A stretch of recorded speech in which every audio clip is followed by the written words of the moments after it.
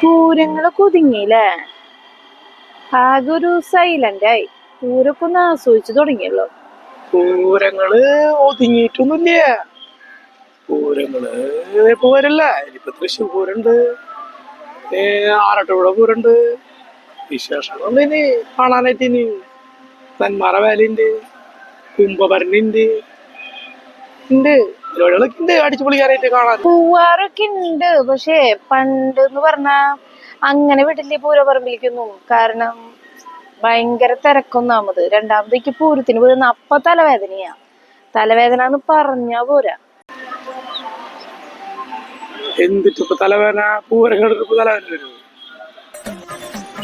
അതെല്ലാരും ചേട്ടാ, ഈ പൂരത്തിന് മുമ്പ് നിറയെ ആൾക്കാരല്ലേ. ഈ ആൾക്കാര് എന്നെ നോക്കല്ലേ. എന്നെ കാണാൻ ഭയങ്കര ഭംഗിയല്ലായിരുന്നേ.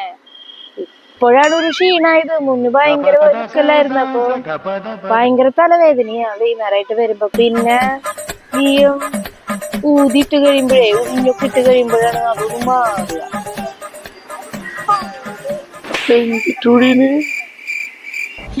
അതിന് ഉഴിയാന്ന് പറഞ്ഞു കഴിഞ്ഞാൽ എന്തിട്ടാ, ഈ വറ്റൽ മുളകും കടുകൊക്കെ ഇട്ടിട്ട് ഇങ്ങനെ ഊതിയിട്ട് ഇങ്ങനെ തുപ്പില്ലേ, ആ പരിപാടി. അതൊക്കെ ചെയ്ത് കഴിയുമ്പോഴാണ് തലവേദനയൊക്കെ ഒന്ന് മാറുക.